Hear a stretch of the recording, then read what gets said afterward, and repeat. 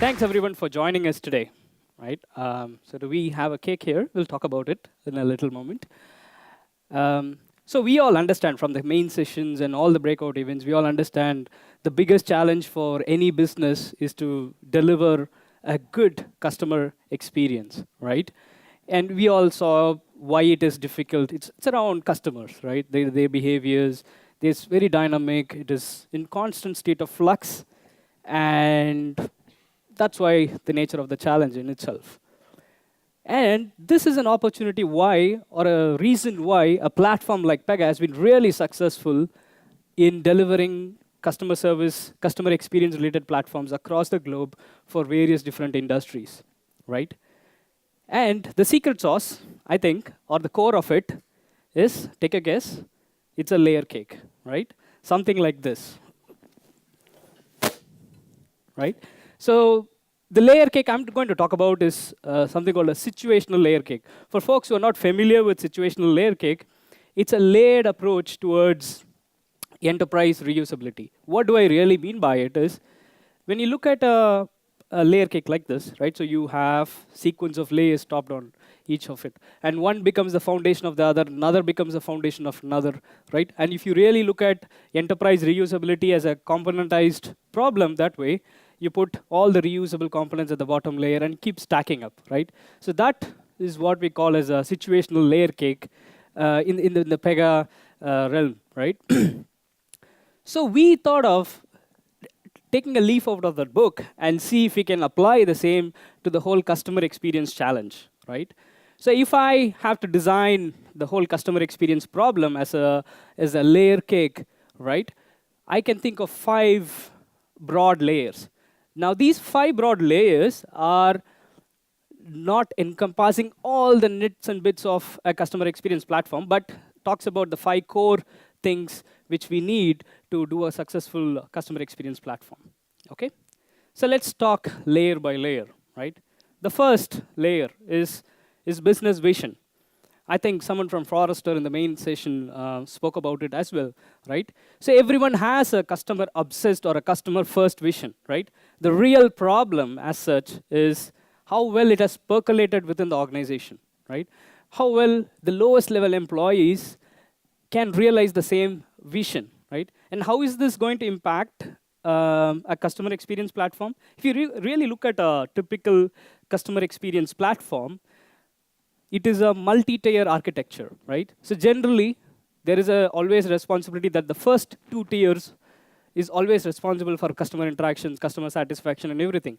And the layers towards the end of an N-tier architecture are generally kept away from that, right? And this is a problem, right? So to truly get into a customer experience platform, this will be the absolute foundation layer for me, right? Layer 2. Layer 2 would be something which I term as knowing your customer. As an enterprise, you do collect a lot of data every day through different means about a customer, right? And also enterprises do apply a lot of analytics, gather a lot of insights, and everything is done. All these things are done correctly, right? But still there seems to be a small problem here. The problem is getting the right insights at the right moment to the right person, right? For example, what I mean by that is, when a customer service representative is having an interaction, right, it's important to bring those insights into the whole conversation. Otherwise, there is no point in gathering all those analytics and insights, right? A platform like Pega absolutely provides that through intent-driven user interfaces, or maybe the orchestrated 360 view of the whole customer, right? So it's important to know your customer, gather the insights, and bring it at the right point to the point of interaction. So that's my second layer. The third layer is what I would call as absolute basics.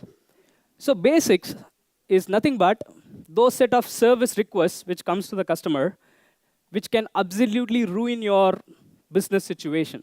An example could be a product failure or a service failure, right? When a customer reports it, that should be the utmost priority item which the whole business is expecting it, right? So it is around how well you are organized, how well the channels are coming through, how well the urgency is captured, how well the SLAs are triggered, who is owning the whole thing, right? It's around handling that request and how frequent your customers are being communicated. Now, if you really look at it, this is not a customer service sort of a problem. It's more of a case management sort of a problem. We're talking about owners, who's the urgency, what are the SLAs, and we are talking more in that terms. So now bundling a world-class case management platform into the whole customer service experience is also important. And I think Pega does that beautifully in its whole customer service platform. The next layer I would like to talk about is deep channels, right? So I bring up the word channels again, right? Because there is a proliferation of channels, we all realize it. And as a business, we have a natural tendency to be on all sorts of channels serving the customer. But if you really look at it, a channel is only as efficient to what it can serve, right? I can be on 20 different channels, but very superficial, or I can be on 4 channels, which is having a deep set of functionality. Which is better? I think it's more of a quality than a quantity problem, right? As a customer, if I have to hop between 3 different channels to perform a request, versus if I can satisfy myself with one single channel, it's more better for me, right?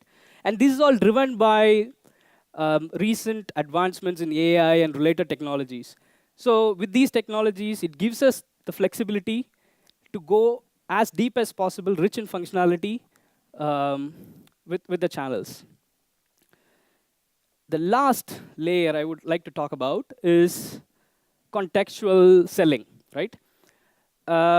Businesses traditionally have been increasing their revenue through cross-selling and upselling. It's easy to work with existing customers rather than trying to get new customers, right? But there has been a slight change in trend. People or customers are not against selling as traditionally it was, but they are asking it to be more relevant for them, right? So customers are demanding that you treat them not like a sales prospect, but more like a friend, or give appropriate recommendations at the right time, right? Which means you should have the right context about the customer. And the context doesn't mean just historical data representation, right? You need ongoing analytics to have continuous context of the customer, right? Something happens in the customer's life journey, you need to be able to bring in and develop a new set of context around the whole thing, right? So this, for me, is the topmost layer, right? And if we sort of follow the same order, it becomes really helpful, and you really focus on the foundational elements and then get on with it, right? Now, bringing the situational layer cake and our customer experience layer cake, right? We can work with it as well, right? More cake is always more fun, right?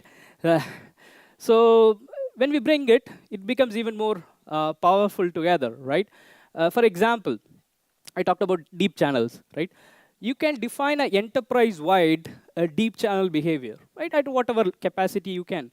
And then you can differentiate that, for example, in a different geography, right? A different geography might require a maybe slightly more superficial experience, or a different geography might require a even more deeper channel experience. You can differentiate and vary accordingly. So bringing these 2 concepts together is a great value add in delivering customer experience, right?